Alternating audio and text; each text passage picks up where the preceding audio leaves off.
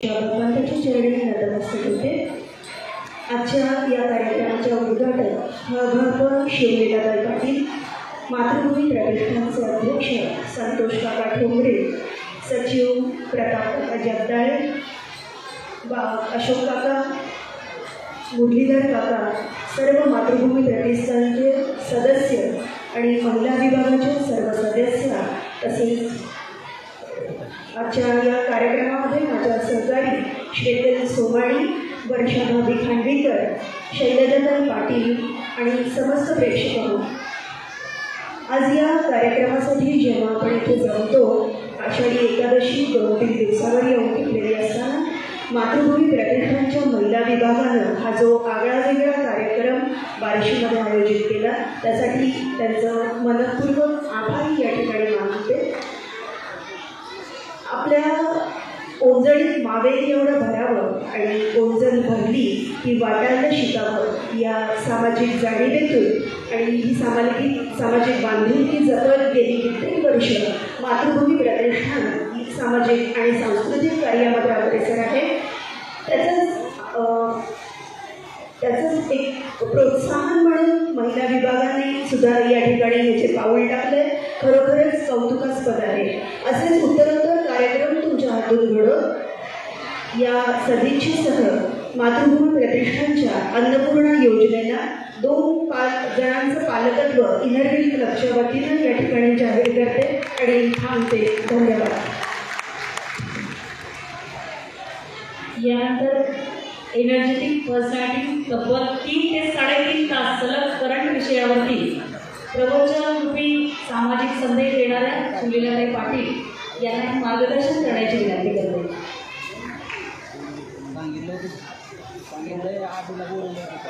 कलावती जीव धराला था बतारण कला कामक तेजोरी कामोदी वक्त्रम कलामेश्वराला समदार दक्षण समाधि समृद्धी बदलण्यात निर्गुण निराकार काही परमात्म्याचं अधिष्ठान असणारं हे ज्ञान मंदिर आणि या ज्ञान मंदिरामध्ये अखंडितपणे विश्वाच्या मालकाचा, जगन्नाथाचा, त्रैलोक्याच्या जनार्दनाचा हा नामचिंतनाचा सोहळा। माऊली म्हणतात, काल वेळ नाम उच्चारिता नाही, दोन्ही पक्षपाही उद्धर। कुठल्याही गोष्टीला काल वेळ नसते आणि नामचिंतनाला तर नसतेच। भगवंताचं नाव कसंही घ्या, कधीही घ्या, ते पुण्यच देतं। असं नाही की ते पाप देतं, पुण्याची गणना कोण करेल? ब्रह्मादी सुद्धा पुण्याची गणना करू शकत नाही एवढं पुण्य एका नामचिंतनाने। फक्त विनंती एवढीच आहे बसलेल्यांना, तुम्ही ऐकायलाच पाहिजे। हा असा आमचा ऐकायचा असतो, पण आपण इथे मर्जीने आलाय स्वतःच्या।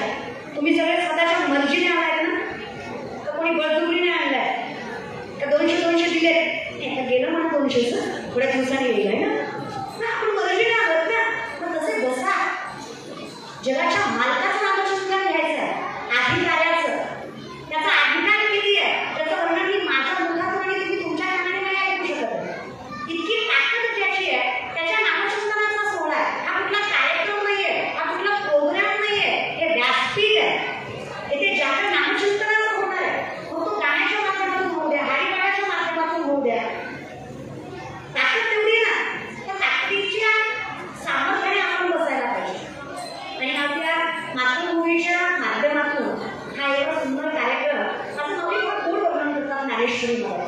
खरं कळावी न कळावी, समजावी न समजावी असा कुठला आत्ताच न करता ज्ञानेश्वरी वाचावी। नाही कळली तरी वाचावी। प्रमाण मराठी आहे, पण कळत नाही कारण भाषा ज्ञानात बरायची।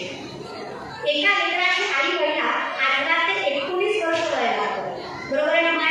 माय बसलाय हो म्हणा, मी तुमच्या पार्टीची आहे म्हणून तुम्ही म्हणा हो की नाही? 18-19 वर्ष लागतं बाईला आई व्हायला,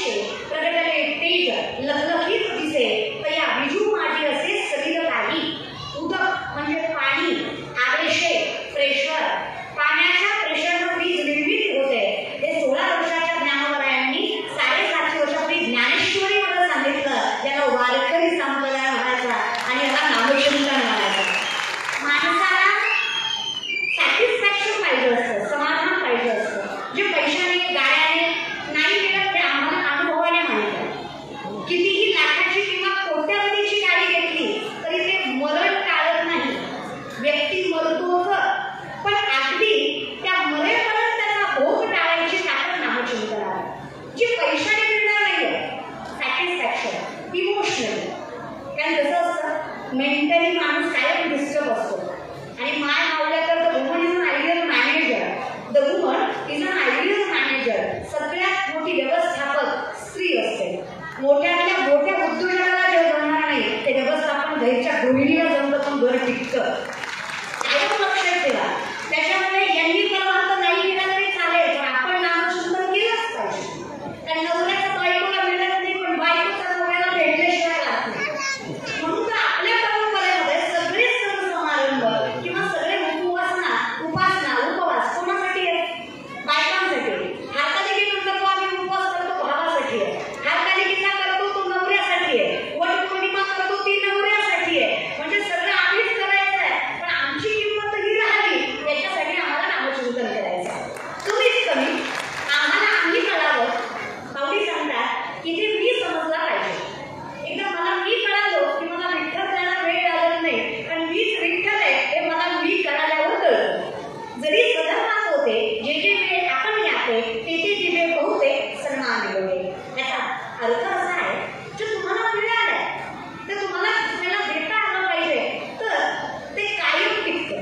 आणि मातृभूमीच्या माध्यमातून तेच घडतं. जर एखादी गोष्ट मला मिळतीये तर ती मला पुढच्याला देता येते, तेही स्वधर्माच्या कामासाठी आहे. पण याचा उपयोग काय होतोय?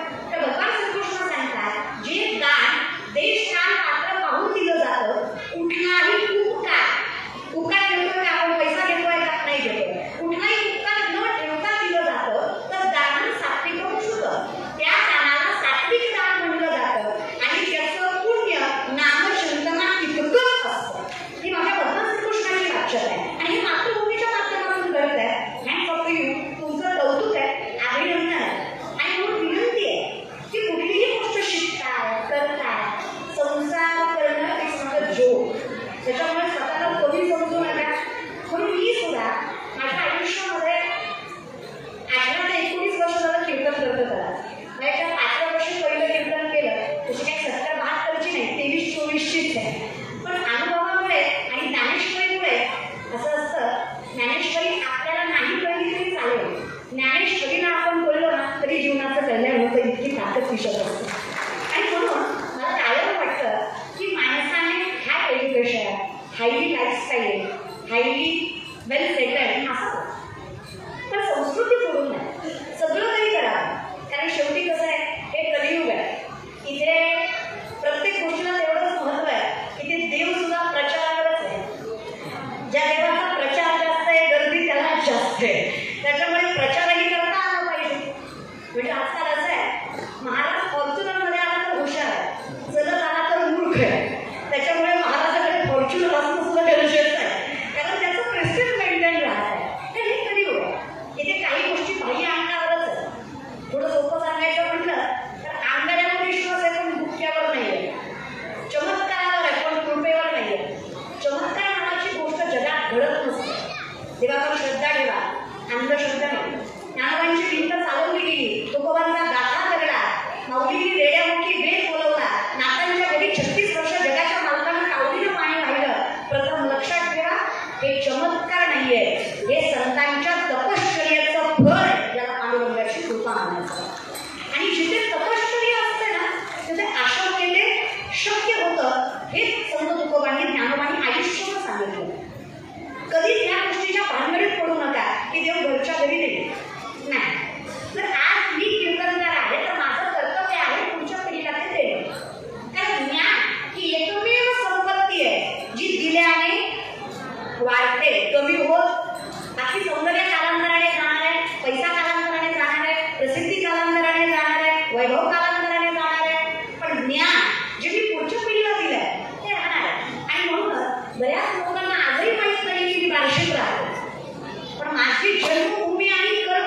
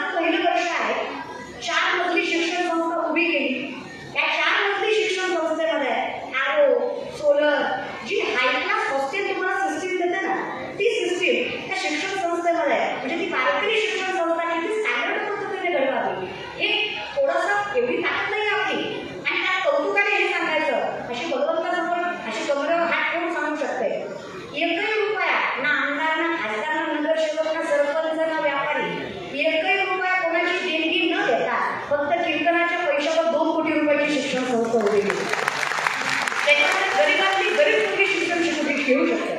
आजही या 50 मुली ज्या आता हरिपाठ करणार आहेत त्या माझ्या शिक्षण संस्थेतल्या आहेत आणि ते मी कौतुकाने सांगू शकते. पोरींना येऊन फक्त 20 ते 25 दिवस झाले. हे माझं पहिलंच वर्ष आहे. पण पोरींना विष्णू सहस्त्रनाम, भगवद्गीता, शास्त्र, वेद, पुराण, उपनिषद, श्रीमद पुराण, श्रीमद भागवत महापुराण पूर्ण सांगते आहे. इथे सगळ्या गोष्टींसहित त्यांचं semi English, Marathi medium, CBSE pattern, SSC pattern सगळं पॅटर्न शिकवलं. आणि लक्षात ठेवा, कीर्तनाचा, अध्यात्माचा आणि एज्युकेशनचा तुम्ही जे लेकरांना सांगता ना, हे असं करू नको तुझ्या शाळेवर परिणाम पडेल. मला 10वीला 96% मार्क होते सेमी इंग्लिशला आणि मी स्वतः लॉ करते सध्या, सेकंड इयरला आहे. माझं शिक्षण चालू आहे. माझं पुढचे 6 महिने झाले की मी वकील होते. शिक्षणाचा आणि याचा काही फरक नाही. लक्षात घ्या, जी मुलगी किंवा जो मुलगा वेदांत पाठ करू शकतो त्याला पुस्तकातले उत्तर पाठ करायचं काय अवघड आहे. आणि इथे जो उभा टाकतो ना त्याला देव उभा करतो. तर तुम्हीच विचार करा, 23-24 वर्षाची पोरगी तुम्हाला बोलायचा अधिकार मला कुणी दिला? पण हा बोलायचा अधिकार हा वारकरी संप्रदाय देतो. मलाही माझ्या मैत्रिणी म्हणतात, वय काय, करती काय, अगं तुझ्या वयात मस्त एन्जॉय करायचा, जिने ते हे 4 दिन बाकी हे 4 दिन मस्त लाईफवर स्कूटीवर फिरायचं, बोंबलत मस्त ऐकलं लाईफस्टाईल जगायची, मस्त स्टँडर्ड राहायचं, गेटाबाती कबरबाती विठ्ठल म्हणा विठ्ठल म्हणा. काय होतं विठ्ठल म्हणून? काय होतं ना, हे मी आज मुलींना सांगलं. फक्त विठ्ठल म्हणण्यामुळं माणसाचा सुद्धा देव व्हायची ताकद निर्माण होते. एवढी ताकद विठ्ठलात आहे. अजून काय पाहिजे? देव सगळं देतोय. आज शेतकऱ्याची पोरगी एखाद्या सोशल मीडियावर जाऊन किंवा एखाद्या राष्ट्रीयावर जाऊन तर जगू शकते. अजून देवाने काय झालं? अर्थात देव सगळं देतोय, संभाळ आलं पाहिजे. आणि ह्या मातृभूमीच्या माध्यमातून मला बोलायची संधी मिळाली. मी वार्षिकांशी कधी बोलले नाही आहे. माझा तसा कधी योग नाही आला. आणि माझं कसं झालंय, मी पण बाहेरच बोलत फिरले. त्याच्यामुळे गावात जास्त न राहिल्यामुळे माझंही तुमचं काही जास्त हे नाही आला. पण आज कौतुक वाटलं, महिला संख्या जास्त असल्यामुळे बोलण्याला थोडं हुरूप आला, छान वाटलं. आणि आज तुम्ही हा विठू नामाचा जागर करताय, विठू माऊलीच्या नामाचा जागर करताय. खरं या खालीचा वाटा ज्याचा आहे ना, लेख म्हणून सांगते तुमची या व्यासपीठामध्ये मी कार्यक्रम म्हणणार नाही. या संकीर्तनामध्ये, या नामघोषामध्ये ज्याचा खालीचा वाटा आहे ना, माझा भगवंत त्याचं कल्याण करणार हा विश्वास होते. ही सांगत आणि आज तुम्ही सगळी माणसं निराधार गरजू लोकांना पुरवताय. कौतुक आहे. आणि हे खूप कमी लोक करतात. माझ्याकडे आहे हे फार कमी लोक सांगतात. प्रत्येकाचा हात आला, माझ्याकडे काही नाही आहे हे सांगून ते पुरुषाला देणं हे तुम्ही करताय. तुमचं कौतुक आहे. आणि तुम्हा सर्व पालकांचंही कौतुक आहे की तुम्ही विठ्ठलाच्या नामघोषात हजर झाला. कारण कसं असतं, कुठे असावं आणि कुठे आपली लेकरं उभी असावी हे ज्या माता पित्याला कळलं, त्या माता पित्याचं भविष्य सुद्धा पांडुरंग परमात्मा सेक्युअर करतो हे मला वाटतं. त्याच्यामुळे आपली पुढची पिढी कुठे उभी असावी हे आम्हाला कळलं पाहिजे. आमच्या पोरांची काय संस्कार असावे, त्यांची काही व्यसनं नसावी हे धन्य माता पिता तयाची आहे. माझं तुकोबाराय सांगतात. आणि अशा परंपरेमध्ये, अशा पिढीमध्ये ज्ञानोबा तुकोबा जन्म घेतात हा आमचा विश्वास आहे. आणि म्हणूनच तुम्हाला सगळ्यांचं कौतुक आहे. सगळ्या वारकरी शिक्षण संस्था, सागर महाराजांची असेल, आमच्या केदार महाराजांची असेल, सगळ्यांच्या तुम्ही सगळे जमलेले माता तुमच्या चरणावर शतशः प्रणाम करते. काही चुकलं असेल तर क्षमा आणि चरणावर साष्टांग दंडवत ठेवून थांबते. रामकृष्ण. धन्यवाद. ते अतिशय छान संदेश दिलेला आहे. महिलांना कसा सन्मान द्यावा तुमच्या या शब्दातून छान सांगितलेलं आहे. मी सर्वच मान्यवरांना विनंती करते की आपण स्टेज रिकाम करून नृत्यानुष्ठानाला सुरुवात करणार आहोत. उपस्थित सर्वच मान्यवरांचं मातृभूमी प्रतिष्ठानच्या वतीनं हार्दिक हार्दिक आभार.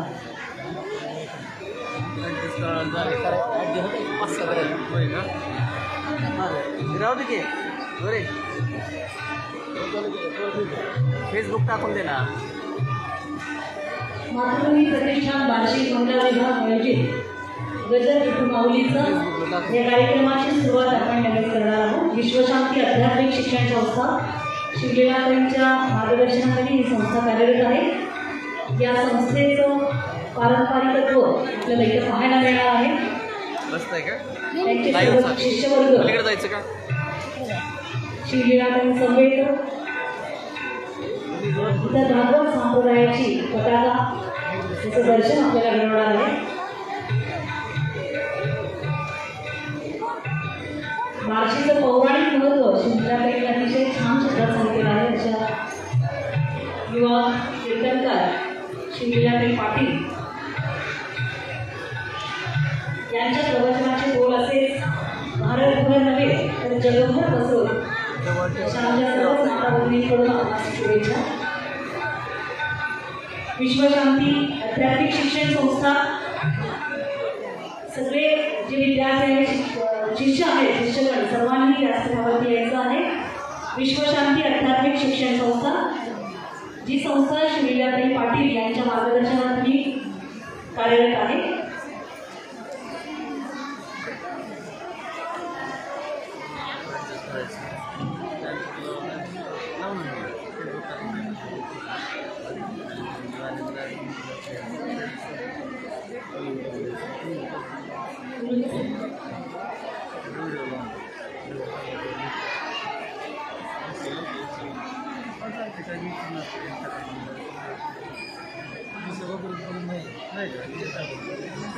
आता त्यांनी बार्शीचं पौराणिक महत्त्व सांगितलेलं आहे. बार्शीच्या भगवंताची ख्याती जेवढी मोठी आहे तेवढीच या क्षेत्राची आख्यायिकाही रंजक आहे.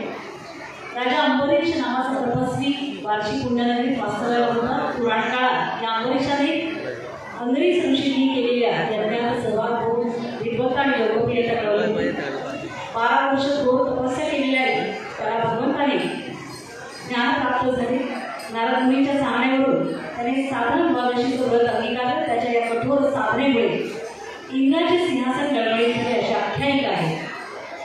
इंद्रदेवाने दुर्वास ऋषींना अंबरीशाची साधना भंग करण्यासाठी पाठवलं होतं आणि अतिथी सत्कारात दोष शोधून दुर्वास ऋषींनी अंबरीशाला जन्ममृत्यूच्या फेऱ्यातून मुक्ती मिळावी असा शाप दिला. ऋषींनी क्रोधाने आपटलेल्या जटामधून एका दैत्याचा जन्म झाला अशी ही आख्यायिका आहे.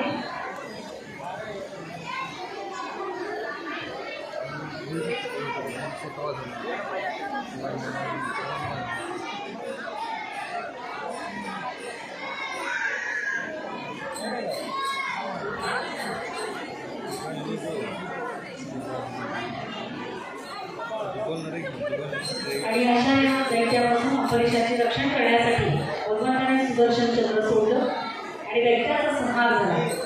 ऋषींनी अंबरीशाची क्षमा मागितल्यावर सुदर्शन चक्र शांत झालं आणि बार्शीच्या उत्तरेश्वर मंदिरात विसावलं अशी ही आख्यायिका आहे.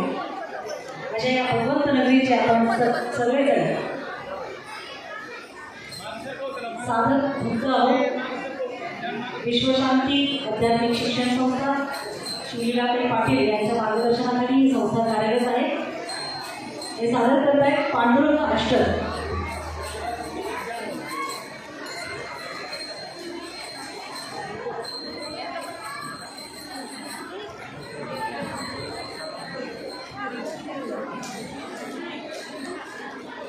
देवदर्शनाने परमात्म्याच्या दर्शनाने आत्मभान येतो.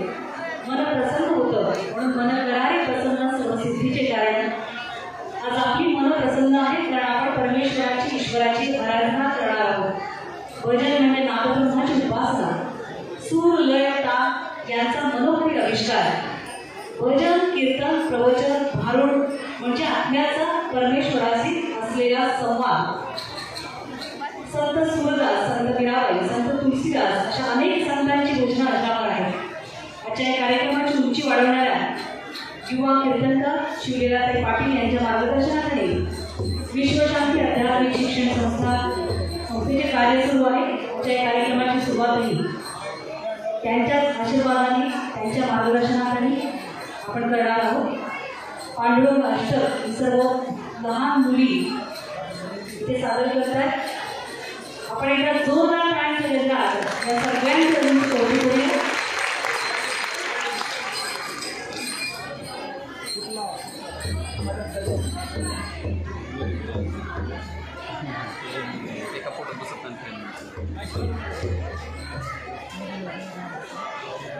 खाली वायर बरं का वायर होय.